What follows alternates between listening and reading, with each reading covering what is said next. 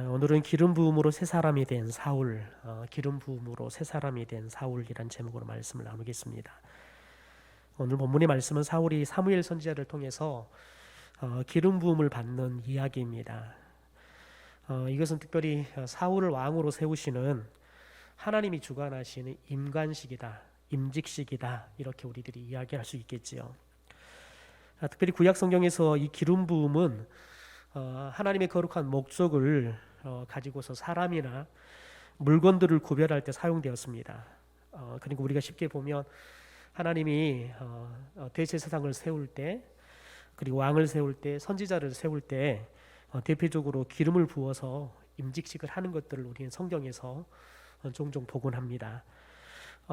때로는 또 창세기 30장에 보면, 또 민수기 7장에 보면 하나님께 성막에 들어갈 그런 성막이나 번제단, 그리고 성막에 쓰이는 기구들을 봉헌할 때에도 기름을 붓는 것들을 보게 되어집니다. 그러니까 하나님께서 거룩하게 구별할 목적으로 쓰기 위해서 세우는 어떤 물건들, 사람들을 구별할 때 행하시는 그런 시기라는 거지요. 여러분, 특별히 이 기름 부음이라는 이 단어를 히브리어로 보면 마사흐라는 단어입니다. 마사흐. 근데 여러분이 이미 이 기름 부음이라는 단어에서 나온 히브리어를 여러분이 잘 알고 있습니다. 여러분이 알고 있는 메시아, 그러니까 기름 부음을 받은 자라는 뜻을 가지고 있는 이 메시아가 이 마사흐, 기름 부음이라는 단어에서 나온 단어입니다. 그러니까요, 기름 부음을 받은 자, 이것을 우리는 신약 성경에서 헬라어로는 그리스도 이렇게 이야기하죠. 그래서 우리들이 예수 그리스도, 이걸 그리스도라는 말을 히브리어로 이야기하면 예수 메시아 이렇게 이야기할 수 있겠죠. 그러니까 그리스도라는 말과 메시아라는 말은 똑같은 말입니다. 단지 그 헬라어냐 히브리어냐 이 차이일 뿐이라는 거죠. 예수님은 이런 기름 부음을 받으신 분으로 세상에 오시지요. 그래서 왕의 역할, 또 대제사장의 역할, 그리고 선지자의 역할들을 하십니다. 그래서 우리에게 구원의 길을 열어주시는 그 메시아로 예수님께서 오시는 것들을 우리가 예수님의 이야기들을, 구약의 예언을 통해서, 또 신약 성경 속에서 예수님께서 그 예언을 성취하시는 그런 공생의 삶들을 통해서 예수님께서 메시아로 오셨다, 그리스도로 오셨다라는 것들을 우리가 보게 되어집니다. 특별히 여러분, 오늘 사울이 기름 부음을 받았다라는 이 말 속에는 굉장히 중요한 의미가 담겨 있습니다. 우리가 오늘 이 중요한 의미들을 좀 살펴보도록 할 건데요. 사울에게 사무엘 선지자가 기름을 붓지요. 여러분, 그런데 오늘 말씀에 보면 사울은 이 상황을 이렇게 이야기를 합니다. 우리 1절의 말씀을 함께 좀 중간 부분만 같이 한번 읽어볼까요? 시작.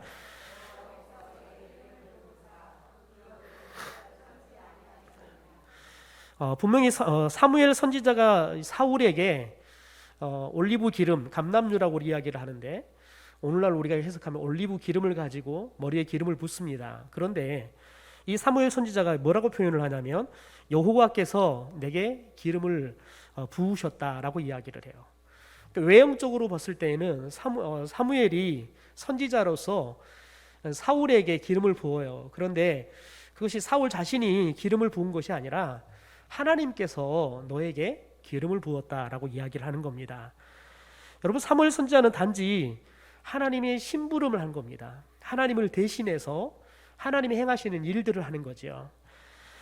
그래서 특별히 우리들이 하나님을 대신해서 말씀을 전하는 이 선지자들의 말씀 사역을 대언 사역이다, 말씀을 대신해서 전해주는 사역이다라고 이야기를 하죠. 그러니까 목사로서도, 제가 목사로서 지금 이 시간 말씀을 전하는 것도 하나님의 말씀을 제가 대신 여러분에게 대언하는 겁니다. 그래서 설교 시간에는 질문이 없습니다. 왜냐하면 하나님께서 우리 가운데 일방적으로 명령하시는 시간이기 때문에 저와 여러분이 하나님의 명령은 때로는 이해가 되지 않고, 때로는 우리들이 그 명령이 동의가 되지 않아도 하나님의 명령은 내가 이해하고 또 내가 동의하기 때문에 아멘 하는 것이 아니라 하나님의 말씀이면 무조건 아멘 해야 되기 때문에 그렇습니다. 그래서 말씀을 대언할 때는 말씀을 전하는 사람도 자신의 생각이나 더 나아가서는 하나님의 뜻이 왜곡되지 않도록 말씀을 잘 전하는 것은 굉장히 중요한 말씀을 전하는 자의 책무입니다. 또 의무이지요. 더군다나 여러분, 우리가 말씀을 전할 때 말씀을 대언하는 사람이 애곡되게 때로는 자신의 감정이나 자신이 원하는 메시지를 전하는 것, 그것은 반드시 하나님 앞에서 계산되게 되어 있습니다. 하나님께서는 하나님의 말씀을 대언하라고 시켰는데 자신의 감정들을 쏟아내거나 아니면 자신의 생각들을 이렇게 전한다든지 그러면 반드시 하나님 앞에 가서 심판을 받게 되어 있습니다. 그건 하나님께서 사람들에게 그 직무에 대한 것들을 잘했느냐 못했느냐 평가를 맡긴 게 아니라 하나님께서 하신다는 거지요. 그래서 때로는 하나님께서 맡겼는데 감당이 안 된다 그러면 하나님께서 친히 이렇게 그 사역들을 더 이상 하지 않도록 하시는 것들을 보게 되어집니다. 더 나아가서는 하나님의 말씀을 들을 때 듣는 이들은 하나님께서 나를 통해 나에게 이렇게 말씀을 전한다는 여러분 그 믿음으로 말씀을 들어야 되는 거지요. 그래야지만 하나님의 말씀이 나를 향하신 말씀으로 들릴 수가 있는 겁니다. 그래서 오늘 말씀 보면 이 사무엘 선지자는 사울에게 본인이 기름을 붓지만 자신이 기름을 부은 것이 아니라 하나님께서 너에게 기름을 부어서 왕으로 세웠다 이렇게 지금 이야기를 하는 겁니다. 그리고 이 말 속에는 사무엘 선지자가 얼마나 중요한 책무를 가지고 그리고 얼마나 두렵고 무거운 마음을 가지고 지금 사울 왕에게 기름을 붓는지 우리들이 충분히 짐작할 수 있는 거지요. 여러분 참 말씀을 전한다는 것은 엄청난 말씀을 전한 사람에게는 스트레스입니다. 그 오카노 목사님께서 65세 조기 은퇴를 하셨습니다. 근데 그분이 65세 조기 은퇴를 하시는 가장 중요한 이유 중에 하나가 뭐였냐면 설교에 대한 스트레스를 감당하기 어려워서 본인이 더 이상 은퇴할 때까지는 말씀을 전하는 것이 너무 버겁다. 그래서 65세에 은퇴를 하셨습니다. 저는 그분이 은퇴할 때 아니 그런 설교의 대가가 어떻게 그런 말을 하고 그렇게 모든 사람이 여전히 지금도 열광하는 설교를 하시는데도 불구하고 그분이 설교를 내려놓나 그런 의문점이 들었습니다. 그런데 제가 목사가 되어서 더군다나 담임 목사가 되어서 단 하루도 빼지 않고 하나님의 말씀을 전해야 된다는 것은 엄청난 스트레스입니다. 제가 토요일 수요일만 되어지면 다시 늘 비염이 재발합니다. 기후도 괜찮습니다. 특별히 이렇게 요즘처럼 이렇게 날씨가 추워지면 비염이 좀 심해지죠. 그런데 한여름에도 계속해서 비염이 계속되어지는 겁니다. 그래서 의사에게 왜 이렇게 날씨가 괜찮은데 비염이 계속해서 오느냐 그랬더니 비염의 원인 중에 스트레스도 있다는 거예요. 극심한 스트레스가 없을 때는 비염이 온다는 거지요. 그러니까 수요일만 되면 수요일 더군다나 오후만 되기 시작하면 굉장히 이 비염 증상이 심해집니다. 그래서 제가 올라오기 전에 반드시 약을 먹고 올라옵니다. 그래도 코가 안 뚫리면 또 코에 딱 뿌리는 약을 보내놓고 옵니다. 제가 올라오기 전에 한 2시간 정도는 비염과 사투를 벌이고 올라옵니다. 방금 올라와서도 찬양이 끝날 때까지 코가 뚫리지 않아가지고 오직하면 제가 설교문을 읽으면서 녹화를 했더니 도저히 이게 발음이 제대로 들리지 않아서 이게 오늘 내가 설교를 할 수 있을까 이런 마음들을 갖는 데가 참 많습니다. 오늘도 그런 사투를 또 그런 스트레스의 상황들을 겪고 올라왔는데요. 그렇습니다. 하나님의 말씀을 전한다는 것은 참 힘이 듭니다. 왜냐하면 하나님 말씀을 있는 그대로 잘 전하는 것 그게 엄청난 스트레스이기 때문에 그렇습니다. 더 나아가서는 성도들이 그 말씀을 잘 들을 수 있도록 전한다는 것은 더욱더 큰 스트레스입니다. 왜냐하면 어떤 성도들은 잘 들지만 어떤 성도들은 잘 듣지 않기 때문에 그렇습니다. 그래서 성도들의 설교를 듣는 반응들이 때로는 엄청난 무게감으로 다가옵니다. 그래서 설교의 반응들이 좋은 교회는 설교하기가 참 편합니다. 제가 사역했던 교회들 중에서 어떤 교회는 말씀을 참 편안하게 쉽게 잘 전하고 그래서 그 교회 사역할 때 성도들이 말씀에 대한 은혜들을 많이 받았다고 이야기를 합니다. 그런데 어떤 교회는 가서 딱 서면 말문이 막혀서 말이 나오지 않습니다. 영적인 위압감 때문에 말씀을 전할 수 없어요. 더군다나 사역을 하면서 때로는 그렇습니다. 많은 담임 목사님들이 일부 설교를 끝나고 나면 담임 목사실에 찾아오는 사람이 있거나 아니면 전하는 사람이 있습니다. 왜 목사님 설교 시간에 그런 이야기 합니까? 그건 빼십시오. 여러분 이런 이야기들을 듣기 시작하면 목사는 더 이상 설교하는 것이 어려워집니다. 그래서 많은 목사들이 공황장애 내지 우울증으로 굉장히 많이 힘들어하면서 때로는 사역을 더 이상 감당하지 못해서 사역을 조기에 내려놓는 목사들이 의외로 요즘 많이 생기고 있는 것을 보게 되어집니다. 제가 우리 교회 부흥회를 할 때마다 강사를 초빙하는 것이 참 어렵습니다. 어떤 강사를 초빙해야지 우리 성도들에게 말씀의 은혜를 줄까? 근데 제가 저희 교로 오면서 가장 먼저 초빙을 하고 싶었던 목사님이 계셨습니다. 그런데 그분을 부흥 강사로 초빙하고 싶어서 연락을 드렸더니 제 아시는 분이 계셔서 연락을 했더니 그분이 요즘 나갈 수 있는 상황이 아니라는 거예요. 그래서 왜 그러십니까? 그랬더니 그분이 깊은 공황장애가 와가지고 간신히 주일날 설교하는 거 외에는 아무것도 못 한다는 거예요. 사람을 만나는 것도 너무 힘들어 사람을 만날 수도 없고, 여러분 그런데 그분은 꽤 목회를 잘하신 분이시고 더 나아가서는 그 교회에 오셔가지고 엄청난 많은 부흥과 또 교회의 여러 가지 사역들을 펼치셔서 그분을 서울에 있는 대형교회에서 담임 목사로 청빙할 때 장로님들께서 놔주지를 않아서 2번이나 큰 교회를 갈 수 있는 기회들을 놓칠 수밖에 없었던 그런 경험들을 하셨던 분이십니다. 그렇게 목회를 잘하신다 그래서 많은 목사님들이 다들 부러워하고 그분에게 가서 어떻게 하면 목회를 잘할 수 있는지 그 비결을 배우려고 그분을 찾아가기도 하고 또 그분에게 강의를 듣기도 하는데, 천하에 그런 분이 공황장애가 오셔가지고 설교하는 게 너무 힘드셔서 간신히 설교 외에는 아무것도 못하고 설교가 끝나고 나면 운동생활을 하고 있다는 거예요. 여러분 그게 엄청난 스트레스인 거예요. 여러분 오늘 사무엘이 정말 이 여호와께서 내게 기름을 부었다, 여러분 이 말 속에 더 나아가서는 그 다음에 그 기업의 지도자로 삼지 아니하였느냐 이 말 속에 본인이 기름 부어 세우는 이 사울, 여러분 이 일이 얼마나 무거운 책무인지, 더 나아가서는 앞으로 이스라엘의 흥망성쇠를 좌우할 수 있는 얼마나 중요한 일인지에 대한 그 무게감들을 우리가 충분히 느낄 수 있다는 거지요. 여러분 저와 여러분이 하나님의 기름 부으심, 그래서 하나님께서 우리를 하나님의 일꾼으로 세웠다는 것, 더 나아가서는 우리가 그 직분들 어떻게 감당할 것이냐, 그것이 우리 교회의 앞으로의 미래를 좌지우지할 수 있다, 그 무게감이 저와 여러분 가운데 있어야 한다는 거예요.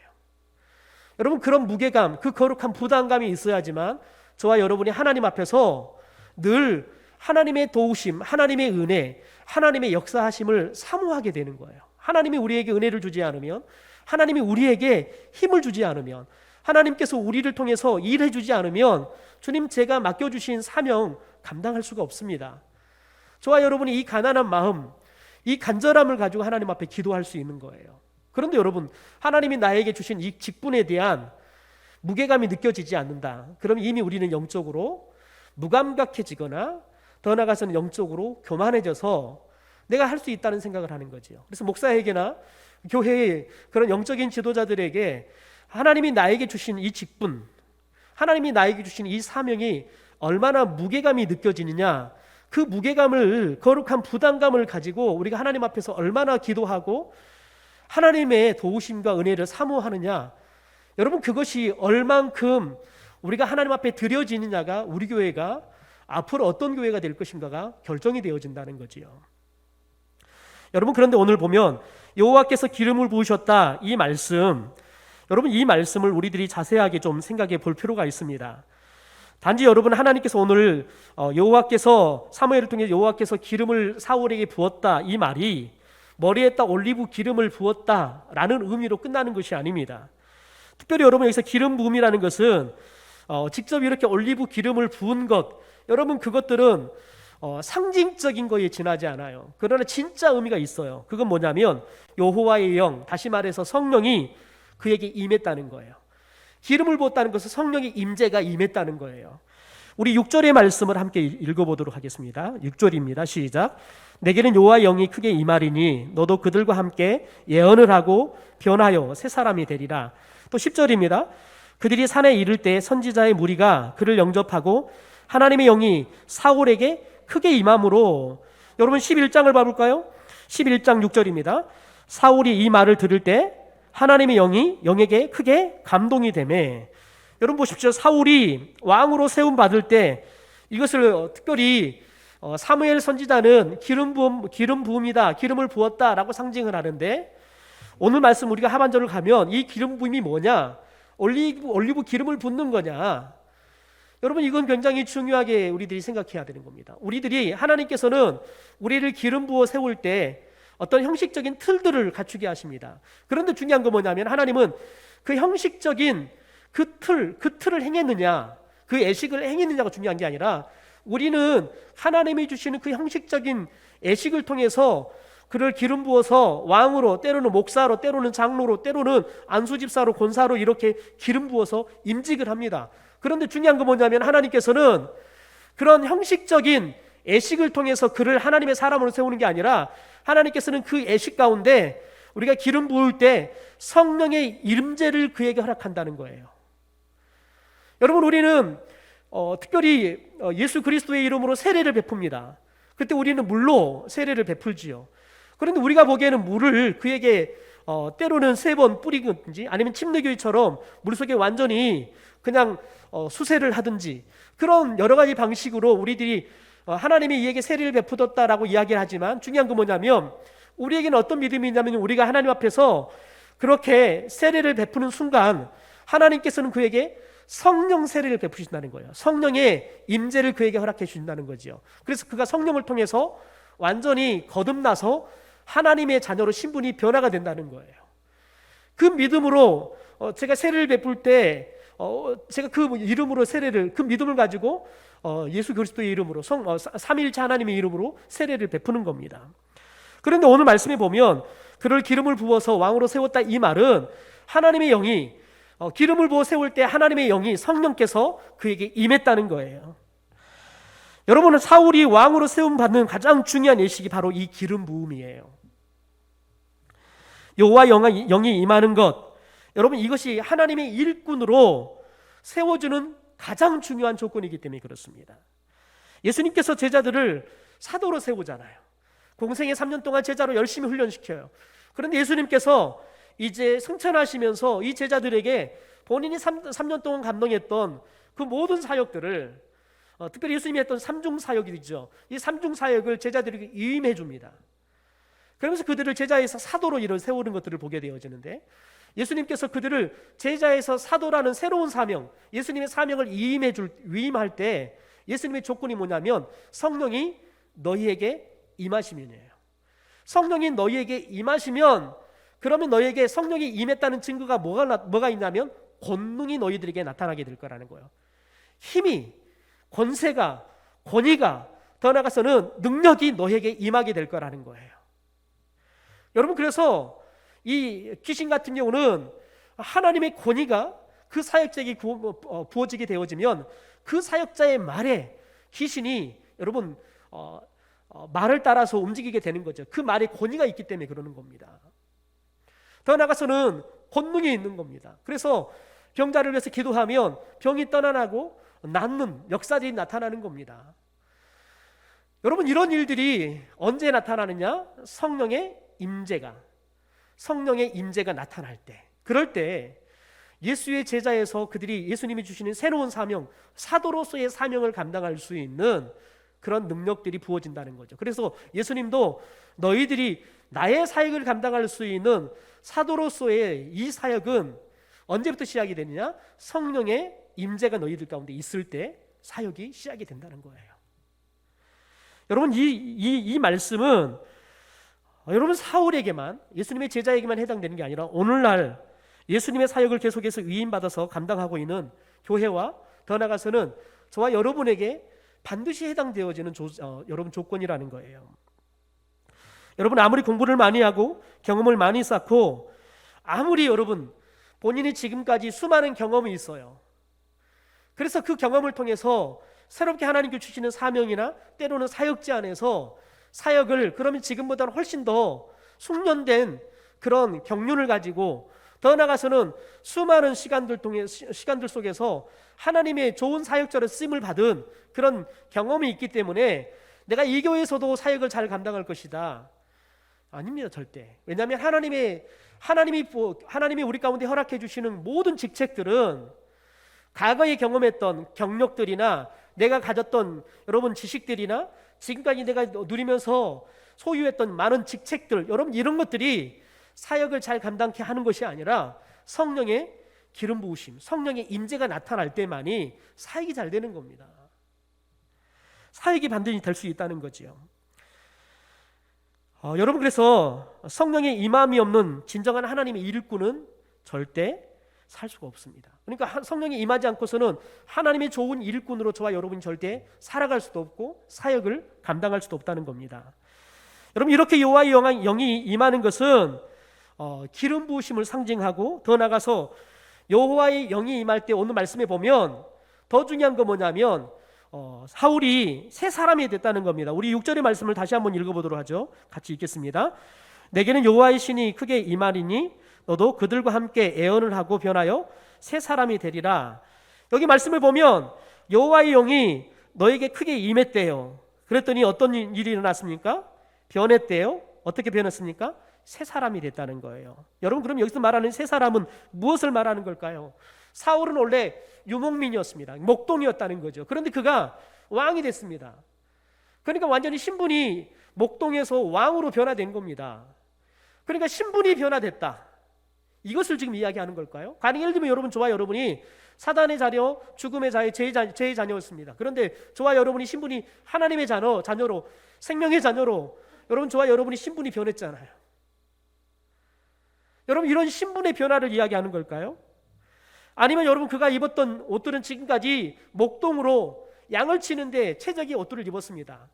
그가 가지고 다녔던 지팡이들은 양을 치는데 필요한, 여러분, 막대기와 지팡이이지요. 그런데 그가 이제 왕으로 세움 받으면 이제 그 지팡이의 막대기는 더 이상 필요치 않습니다. 목동이 입었던 옷들은 필요치 않습니다. 이제는 왕으로서 입어야 할 새로운, 여러분, 고급스러운 왕에 맞는 옷을 입어야 되는 거예요. 다시 말해서 새 사람이 됐다는 것은, 때로는 그렇죠. 우리들이 새로운 옷을 입고 오면, 새 옷을 입고 오면, 이 사람이 완전히 새 사람이 돼버렸네, 이렇게 이야기하기도 하죠. 또 머리를 자르고 오면 이 사람이 10년은 젊어 보이네, 사람이 변하는 걸 이야기하죠. 여러분, 그런데 여기서 변화는 그런 변화를 이야기하지 않습니다. 마음입니다. 새 마음입니다. 우리 9절의 말씀을 다시 한번 읽어볼까요? 9절의 말씀 시작.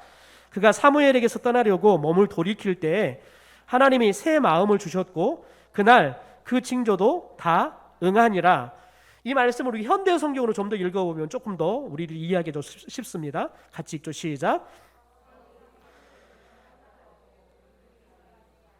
하나님께서 사울의 마음을 변화시키셔서 새 사람을 만들어 주셨다. 사무엘이 예고한 모든 징조도 그날에 차례차례로 다 이루어졌다. 보니까 오늘 말씀이 그렇게 말을 합니다. 하나님께서 사울의 마음을 변화시켜줬다. 그래서 새 사람을 만들어줬다는 거지요. 그러니까 뭐가 변했냐면 마음이 변했다는 거예요. 마음이 새로운 마음, 그래서 새 사람이 됐다는 거지요. 또한 16장에 보면 이와 반대로 여호와 영이 사울에게 떠나버립니다. 여러분, 그럴 때에도 어떤 변화가 일어난지 우리 16장 14절의 말씀을 현대어 성경으로 같이 읽겠습니다. 시작.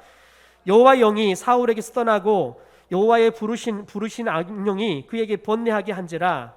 이것을 현대어 성경으로 다시 읽어보죠. 다시 시작. 이제 여호와께서는 사울에게서 성령을 거두어 가시고 그 대신 악령을 그에게 보내어 자주 그를 괴롭히도록 하셨다. 여러분, 여기 말씀에 보면 성령을 거둬가고 우리에게 사울에게 뭘 줬다는 거예요? 악령을 여러분 보내셨다는 거지요. 여러분, 이 말씀을 우리들이 하나님께서 우리에게 성령을 주시기도 하고 악령을 보내시기도 하는 이 말씀으로 이해하시면 안 됩니다. 여러분, 이 말씀은 무엇을 이야기하는 거냐면 성령을 보내시는 것도 하나님의 뜻이에요. 그런데 여러분, 악령은 마치 여러분 우리가 욥기를 보면 욥을 시험하는 사탄이, 여러분 욥을 시험하는 것은 하나님께 허락을 받지요. 여러분, 그때 하나님께서 허락하십니다. 여러분, 그때 허락은 특별히 사탄이 가서 욥을 허락하더라도, 사탄이 욥을 시험하는 것을 허락하더라도 욥이 충분히 그 시험을 이길 수 있기 때문에 하나님께서 허락한 겁니다. 그런데 그와는 반대로 하나님께서 하나님 앞에서 여전히 계속 죄를 짓는 사람들에 대해서 하나님께서 계속해서 그에게 심판을 유보하다가 그가 돌아올 수 있는 기회를 주다가 이제 더 이상 기회를 줄 수 없는 상황이 되었을 때, 더 이상 이를 심판해야겠다 생각했을 때는 하나님께서 어떻게 두시냐면 사생자처럼 내버려 둬버리는 겁니다. 여러분, 그러면 사탄의 밥이 되는 거예요. 왜냐하면 사탄은 지금도 삼킬 자를, 먹어버릴 자를, 여러분, 사탄은 지금도 찾아다녀요. 으르렁거리면서 찾아다니고 있어요. 그런데 하나님께서 지키지 않고 내버려 둬버리는 거죠. 여러분, 우리가 그 말씀을 그렇게 이해해야 되는데, 보세요. 악령이 오니까 괴롭혔대요. 괴롭혔다는 거예요. 그런데 우리 성경으로, 우리 개역개정용어로는 번뇌했다라고 이야기해요. 여러분, 우리가 무엇으로 번뇌합니까? 마음으로 번뇌하는 겁니다. 마음이 여러분 완전하게 사탄의 영역으로 완전히 버려져 버린 거죠. 여러분, 여호와 영이 떠나는 것은 여러분 가장 중요한 문제가 뭐냐면 여호와의 영이 떠나버리면 그 자리가 비어 있다는 거죠. 그런데 여러분, 반드시 공기가 늘 한 공간에는 공기가 늘 존재하잖아요. 때로는 좋은 공기가 있다가 좋은 공기가 떠나가면 반드시 나쁜 공기가 들어오게 돼 있습니다. 그렇듯이 영혼도 마찬가지입니다. 영혼은 절대 비어 있지 않습니다. 다른 것으로 대신 채운다는 거죠. 마태복음 12장의 말씀을 보면 그런 이야기가 나옵니다. 특별히 귀신이 그 사람에게서 나갔습니다. 그랬더니 어떤 일들이 일어나냐면 비고 청소되고 수리됐다는 거예요. 그런데 이 귀신이 나가서 쉴 곳을 찾아 막 다녔어요. 그런데 쉴 곳을 얻지 못했어요. 그러니까 다시 내가 예전에 있었던 그 사람에게 다시 돌아갔더니 이 사람이 어떤 상태이냐면 제가 이야기했듯이 비어 있다는 거예요. 어떻게 비어 있냐면 청소가 되고 수리가 되어서 깨끗하게 비어 있는 거예요. 여러분, 그 이후에 어떤 일이 일어나냐면 그 귀신이 이제 나가서 전에보다 더 악한 귀신 7을 데리고 들어옵니다. 그렇게 해서 전보다 훨씬 더 심각한 문제가 돼버리는 것을 봐요. 여러분, 이 말씀을 통해서 이야기하는 게 뭐냐면 저와 여러분이 예수 그리스도를 영접할 수 있어요. 때로는 저와 여러분이 말씀을 들으면서 은혜를 받을 수 있어요. 그런데 중요한 건 뭐냐면 저와 여러분의 이 마음에 은혜를 통해서 여러분 제 생각들을 다 몰아냈다 그러면 하나님 말씀으로 가득 채워야 돼요. 성령의 내주하심, 성령의 충만함으로 가득 채워야 돼요. 그런데 우리들은 잘 그렇게 하지 않아요. 말씀도 보지 않고 기도도 하지 않아요. 여러분, 그러면 마치 우리 마음이, 우리 영혼이 어떤 상태냐면 깨끗하게 청소가 되고 수리가 된, 여러분, 그런데 빈 공간이 돼버리는 거예요.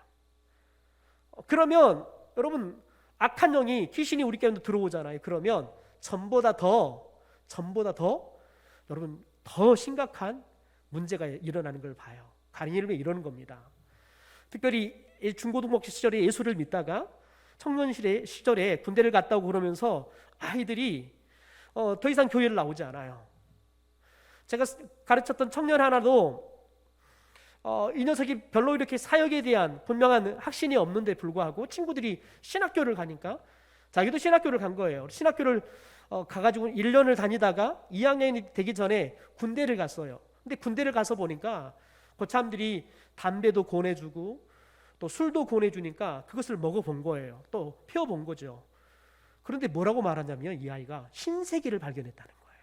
내가 왜 지금까지 이런 신세계를 모르고 살았는지 모르겠다는 거예요.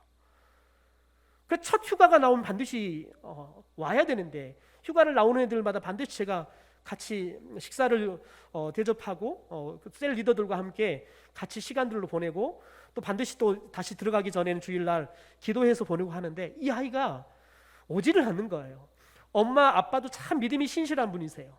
누나도 믿음이 참 신실해요. 그런데 다른 아이들, 다른 집안 엄마 아빠가 교회 다니지 않는 아이들도 다 오는데 이 아이가 분명히 휴가를 났다는 소리를 들었는데 오지를 않는 거예요. 그래서 신학교를 같이 들어갔던 친구한테 물어봤더니 목사님, 이놈 완전히 타락해버렸어요. 그러면서 그 이야기를 해주는 거예요. 군대 가서 술 먹어보고 담배 피워봤더니 그런 신세계가 없더라는 거예요. 여러분, 그래서 그 아이는 군대를 제대할 때까지 교회를 못 왔어요. 지금 어떻게 된지를 모르겠어요. 여러분, 그런데 늦게 배운 도둑이 여러분 날샌 줄 모른다고요. 여러분, 훨씬 더 차라리 신입생 갔을 때 MT하고 하면서 술 먹고 그런 애들은 적당히 해요. 왜냐하면 주일마다 교회 와가지고는 점검을 받잖아요. 그러니까 이 아이들이 죄책감이 시달려요. 그래서 그 다음에 MT 때는 잘 가지 않아요. 가면 또 술 먹어야 되니까 가지 않아요. 그래서 자기 섬들을 나름대로 정리해요. 그런데 이 아이는 고삐 풀린 마간지죠. 군대 들어가면 누구도 제어하지 않아요. 그러니까 2년 동안 복무를 하면서 이 아이가 술고래가 되고 담배에 골초가 된 거예요. 훨씬 더 여러분 차라리 고등학교 때 다니면서 문제아가 돼가지고 술 먹고 담배 피우는 것보다 훨씬 더 여러분 훨씬 더 술 꾼이 돼버리고요, 담배 꾼이 돼버리는 거예요. 마치 그와 같은 겁니다. 여러분, 그래서 저와 여러분이 우리 안에 어떤 영으로 채우느냐, 그래서 누구에게 지배를 받느냐, 여러분 그것은 저와 여러분이 어떻게 살아갈 것인가, 그리고 하나님 앞에 어떻게 쓰임 받을 것인가를 결정짓는다는 겁니다. 여러분, 특별히 재미있는 것은 사울에게 성령이 떠나고 다윗에게 하나님의 영이 크게 임하게 되어지죠. 여러분, 우리 현대 성경은 특별히 16장 13절의 말씀을 같이 한번 읽어보도록 하겠습니다. 같이 읽죠. 시작. 그래서 사무엘이 가져온 뿔에서 올리브 기름을 다윗에게 붓고 그의 형들이 보는 앞에서 그를 왕으로 삼았다. 그 순간에 여호와의 성령께서 다윗을 사로잡고 그 이후로는 그에게서 떠나지 않고 함께 계셨다. 사무엘은 라마의 집으로 돌아갔다. 여러분 보십시오. 우리가 16장 14절에서 여호와의 영이 특별히 성령께서, 하나님께서 사울에게 성령을 거두지요. 악령을 그에게 들어가게 하시지요. 그랬더니 그가 여러분 괴로워하는 삶을 살게 하는 겁니다. 그런데 그에 반해서 이제 새롭게 왕을 세우려고 하는 다윗에게 여러분 하나님께서 성령을 부어주십니다. 그랬더니 여러분 성령께서 그에게 떠나지 않고 함께 했다는 겁니다. 여러분, 그러니까 그때부터 다윗은 삶 자체가 하나님을 기쁘시게 하는 거예요. 그래서 그가 하나님의 마음에 합한 삶을 살아가는 거예요. 때로는 하나님께서 그에게 분명히 왕으로 세웠지만 무려 10년이 13년 동안 그가 왕으로 세움받지 못하고 이 사울 왕에게 계속해서 괴롭힘을 당합니다. 그럼에도 불구하고 하나님께서 세운 왕이기 때문에 자신이 사울을 죽일 수 있는 기회가 여러 차례이지만 죽이지 않습니다. 하나님이 기름 부어 세운 종이기 때문에 하나님이 알아서 할 일이 내가 할 일이 아니라는 거예요. 그래서 그가 분명히 이 사울 왕으로부터 자유로워질 수 있는 기회가 있음에도 불구하고 그 길을 본인 스스로가 선택하지 않습니다. 하나님께 맡겨드리죠. 여러분, 그럼에도 불구하고 다윗이 그가 매일마다 사선을 넘나드는 삶을 살아가요. 때로는 살기 위해서 특별히 다른 나라로 넘어갔다가 미친 척을 하고 간신히 살아오는 경험을 합니다. 그러나 여러분, 그럼에도 불구하고 다윗은 여호와는 나의 목자시니 내게 부족함이 없다고 고백하는 겁니다. 하나님께서 나를 인도해 주신다는 거예요. 여러분, 실만한 물과 푸른 초장으로 날마다 나를 인도해 주시는 하나님이라는 거예요. 여러분, 그렇게 고백할 수 있는 거예요. 왜요? 하나님의 영이 그에게 충만하기 때문에 그렇습니다. 그래서 그가 하나님의 성령이 충만하니까요, 왕으로 세움받지 못하고 오히려 쫓겨다니는 삶을 살아가지만 여전히 하나님께서 기름 부음 받은 그런 왕으로서의 위엄과 더 나아가서 그런 왕으로 사역을 하나님께서 시작할 때를 대비해서 하나님 앞에 묵묵하게 훈련을 받아가는 시간들을 그가 보내는 겁니다. 왜요? 그 속에는 성령이 계시니까요. 여러분, 여호와의 영이 떠나면 사울을 보십시오. 급격하게 무너져 버립니다. 여러분, 다윗이라는 소년도 두려워하지 않았던 이 골리앗, 여러분 이 골리앗도 일국의 왕이었던 사울이 이 골리앗을 두려워하지 않습니까? 여러분, 이 사울이 얼마나 초라하냐면 이 골리앗을 대항해 싸우겠다고 나오는 17살 먹은 다윗에게 자기 갑옷을 입혀서 여러분 입혀요. 그런데 여러분 맞지가 않잖아요. 사울은 왕이에요. 귀걸이 장대예요. 커요. 여러분 등치는 산만해요. 그 누구보다 골리앗과 대항해 싸우면 이길 수 있는 여러분 파워를 갖고 권세를 가지고 있는 사람이 사울이에요. 그런데 여러분 두려워해요. 왜요? 성령이 떠나버렸으니까요. 여러분, 그런데 성령이 임한 다윗은 여러분 어린아이여도 두려움이 없어요. 거칠 것이 없는 거예요. 여러분, 이런 사울 왕의 말로를 한번 잘 나오는 말씀이 있죠. 28장의 말씀입니다. 여러분, 사울은 하나님의 영이 떠난 순간에 영적으로 피폐한 삶을 살게 되어집니다. 더 나아가 전쟁의 두려움으로 기도를 해요. 그러나 하나님께서 응답이 없어요. 그러니까 그가 선택한 게 뭡니까? 신접한 여인을 찾아가요. 오늘로 말하면 여러분 무당을 찾아가는 거예요. 여러분, 그가 마지막 그렇게 하나님 앞에 겸손하고 하나님의 성령이 임해서 좋은 여러분 신실한 왕으로 세움 받았는데 성령이 떠나버리니까요. 그래서 그에게 악령이 임하니까요. 그런 천하의 사울이 인생의 마지막 종점에서는 하나님이 아니라 여러분 초라한 여인, 그것도 여러분 우상이 귀신이 임한 신접한 여인을 찾아가서 앞으로 운명을 맡기는 그런 초라한 사람으로 변해버렸다는 거예요. 그러므로 여러분 우리는 성령의 임재를 사모해야 될 줄 믿습니다. 성령의 능력을 여러분 저와 여러분이 사모해야 될 줄 믿습니다. 왜냐하면 성령의 기름 부으심, 성령의 권능을 주시는 것은 저와 여러분에게 약속된 여러분 말씀이기 때문에 그렇습니다. 우리 요엘 선지자의 말씀을 함께 좀 같이 읽어보겠습니다. 같이 읽죠. 시작. 그 후에 내가 내 영을 만민에게 부어주리니 너희 자녀들이 장래 일을 말할 것이며 너희 늙은이는 꿈을 꾸며 너희 젊은이는 이상을 볼 것이며 그때 내가 또 내 영을 남종과 여종에게 부어줄 것이며. 여러분 하나님께 성령을 통해서 우리에게 기름을 부어주겠다는 거죠. 여러분 그런데 이 말씀은 이스라엘 백성의 회복을 이루겠다는 약속의 말씀이에요. 여러분 그런데 이 약속이 언제 임합니까? 예수 그리스도가 승천하시면서 제자들이 오순절을 맞이했을 때 예수님의 약속을 기다리고 그들이 예수님이 승천하시고 난 이후에 10일 동안 예수님이 명령하신 그 약속을 여러분 받기 위해서 신실하게 그 약속을 믿고 그들이 마가의 다락방에 모여서 기도하고 있을 때 하나님께서 요엘 선지자에게 약속했던 그 성령이 임하는 거예요. 여러분 하나님의 약속의 말씀을 믿고 기도하면 성령은 반드시 우리 가운데 임하게 될 줄 믿습니다. 여러분 중요한 게 있어요. 오늘 말씀을 보면 하나님께서 사무엘에게도 성령을 통해서 새 사람이 되게 하십니다. 새 마음을 가진 새로운 사람이 되게 해요. 그리고 난 다음에 왕의 직분을 감당하게 하셨습니다. 여러분 특별히 이게 하나님께서 하나님의 사람을 세워서 하나님의 새로운 사람을 하나님의 사람으로 사용하는 원칙입니다. 우리 고린도후서 5장 17절과 18절의 말씀 같이 한번 현대어 성경으로 읽어보도록 하죠. 같이 읽겠습니다. 시작. 누구든지 그리스도 안에 있으면 새 사람이 됩니다. 더 이상 전과 같은 인간이 아닙니다. 새로운 인생이 시작된 것입니다. 이 새로운 일은 하나님께서 시작하신 것입니다. 하나님께서는 예수 그리스도께서 행하시는 일을 통하여 우리를 하나님께로 돌아오게 하셨습니다. 그리고 세상 사람들이 하나님과 화합하게 하는 일을 우리에게 맡기셨습니다. 여러분 우리에게 하나님과 화목하게 하고 사람과 사람들이 화목하게 하는 이 직책을 어떻게 맡기시냐면 저와 여러분을 먼저 예수 그리스도가 행하신 일을 통해서 십자가의 사건을 통해서 저와 여러분을 새로운 사람, 새로운 피조물이 되게 하시는 거예요. 새로운 피조물이 되게 하시고 난 다음에 그리고 난 다음에 저와 여러분에게 새로운 사역을 맡겨주신다는 거예요. 그러니까 여러분 누가 하나님의 화목하게 하는 직책을 누가 이룰 수 있느냐? 목사, 장로, 권사 아니에요.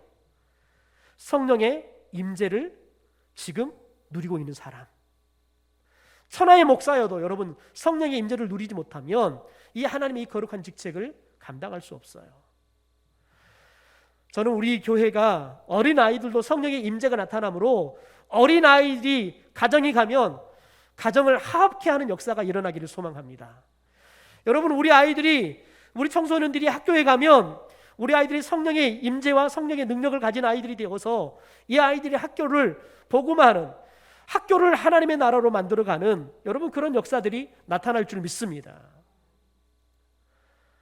여러분 이런 일들이 지금도 교회 현장 그리고 캠퍼스 곳곳에서 일어나고 있어요.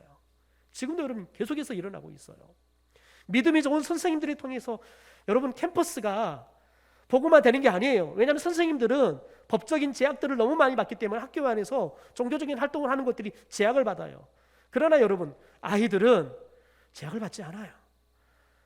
여러분 제약을 하면 아이들은 구령들 위해서라도 기도해요. 그런 놀라운 거 뭐냐면 그런 기도회가 여러분 폭발적으로 일어난다는 거예요. 아이들이 교회에서는 기도 안 하는 아이들이 학교에서 그런 기도 운동들이 시작이 되어지면 여러분 아이들이 구령들을 모여서 기도하기 시작해요. 제가 사역했던 한 교회 안에 청소년들이 학교를 기도실로 만들고 학교를 하나님의 나라로 만드는 사역들을 하는데요. 지금도 여전히 계속되고 있어요. 10년이 넘었지만 지금도 계속되고 있다는 것을 계속해서 보고받고 있어요. 놀라운 건 뭐냐면 교회에서 봤을 때는 제 아이가 진짜 믿음이 있을까? 이런 우려가 있는 아이들인데 학교 안에서 그 운동들을 일으키는데 여러분 그런 아이들에게 하나님께 사람을 붙이세요. 학교에서 공부를 별로 하지도 않아요. 공부를 잘하는 아이가 아니에요. 그런 놀라운 거 뭐냐면 그 아이가 기도회를 모이기 시작했을 때 공부 잘하는 아이들이 그 아이와 함께 모여서 우리가 기도할 수 있도록 우리의 모임들을 인도해 달라고. 학교에서는 분명히 리더십이 없는 아이예요. 그런데 그런 아이가 성령의 기름 부으심이 있으니까요. 그런 아이가 리더로서의 중보기도회를 인도하고 예배를 인도하고 그 아이들에게 말씀을 나누는 일들이 일어나고 있어요. 왜요? 하나님의 일은 똑똑한 사람들이 하는 게 아니에요. 하나님의 일은 사회적인 덕망 있는 사람이 하는 게 아니에요. 하나님의 일은 성령의 임재와 성령의 충만함이 있는 사람들이 감당하기 때문에 그렇습니다. 그러므로 여러분, 저희 교회가 저와 여러분이 추구해야 할 건 뭐냐면 성령의 임재를 날마다 저와 여러분이 사모해야 되는 거예요. 성령의 충만함을 사모해야 되는 거예요. 그럴 때 여러분, 저와 여러분의 교회가, 저와 여러분의 삶이 하나님의 손에 붙잡혀서 하나님의 거룩한 일들을 이루는데 쓰임받는 성도들이요 교회가 될 줄 믿습니다.